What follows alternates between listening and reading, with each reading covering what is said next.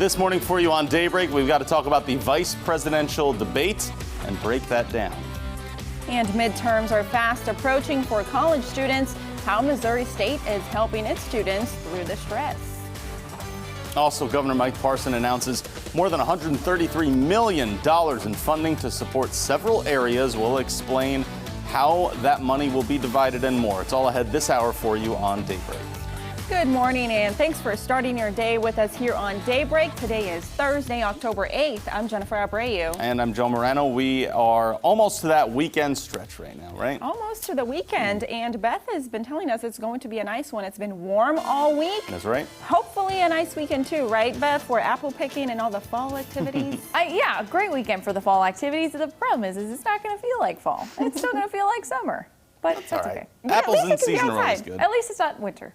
Yeah, that's true. Yes, I like that you keep reminding us of that because it's true. Worst days are ahead of us. I was going to say, waking up and leaving our apartments at 3 a.m. 5 a.m. Yeah, 3 a.m. is going to be 30 degrees. It's just awful. Yeah. Not this morning, though. This morning, I didn't need my jacket, and you are not going to need your jacket. We are in the upper 50s and lower 60s this morning. 59 degrees right now in Branson. We're about 5, almost 10 degrees warmer in some places than we were at this time yesterday. 58 in Springfield, 63 in Monette, 59 in Camdenton, and 59 in West Plains. As you're heading out the door, again, leave your jackets at home. Grab the sunglasses. We'll have those sunny skies today, and it will be warm with temperatures topping off in the middle 80s. We could have a few clouds by this afternoon, but I don't expect rain chances with those, so I expect dry roads for your morning commutes and for your evening commutes as well. Kids, as you're heading out to the bus stop, I gave it the grade of a B. We'll be in the upper 50s, a mild start, some sunshine, an A+ by this afternoon. Temperatures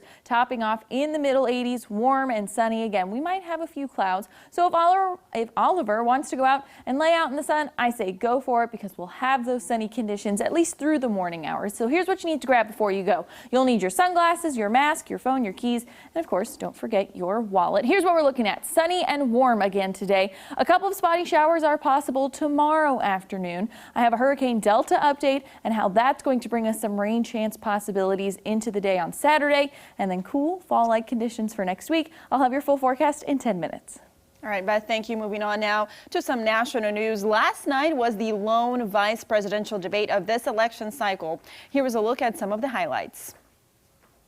Whatever the vice president is claiming the administration has done, clearly it hasn't worked.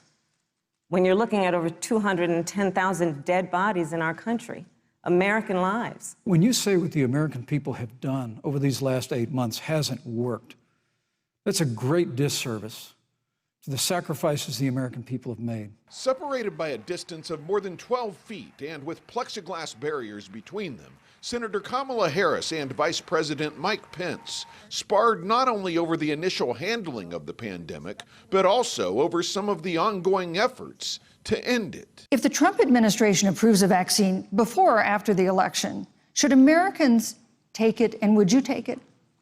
If the public health professionals, if Dr. Fauci, if the doctors tell us that we should take it, I'll be the first in line to take it. Absolutely. But if Donald Trump tells us that we should take it, I'm not taking it. The fact that you continue to undermine public confidence in a vaccine, if the vaccine emerges during the Trump administration, I think is unconscionable. And Senator, I just ask you, stop playing politics with people's lives. The two also debated traditional topics, including what to do with the open Supreme Court seat and taxes.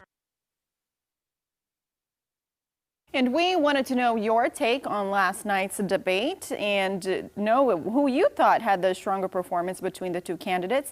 And here are the results from some of our viewers. 66% say Mike Pence delivered a stronger performance, while 34% voted for Harris. A pedestrian has died in Nixa after being hit by a pickup truck yesterday. The man was in his late 50s and was crossing the street when he was struck. He was taken to a hospital where he was pronounced dead. The driver of the truck is cooperating with the investigation. Nixa police and the Highway Patrol are also leading the investigation at the moment, too. Putting crime into focus, 3 people on the Vernon County Sheriff's Most Wanted list have been arrested.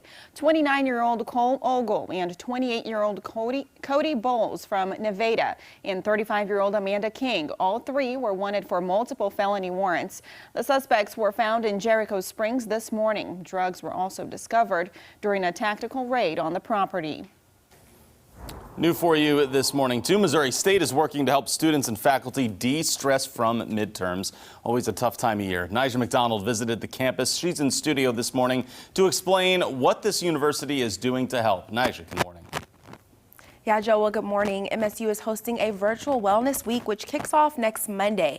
Now, the event allows students to discuss topics like mental health and racial awareness. Missouri State student Molly Beshore helped put together the university's virtual wellness week.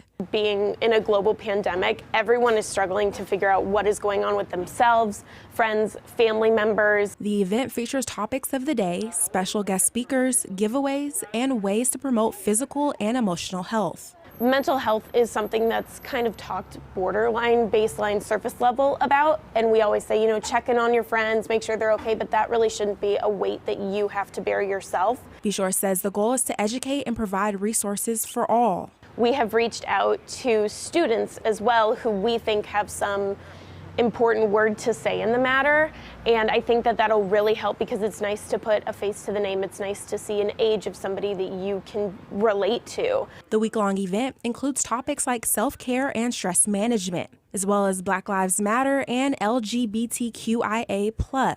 I think that that's also really important in our current Springfield community.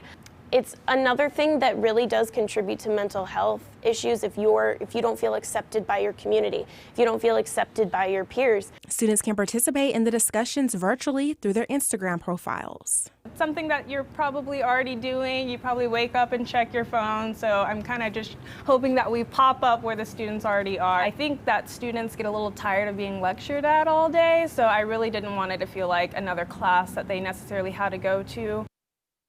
Well, Wellness Week is hosted by Missouri State's Department of Theater and Dance.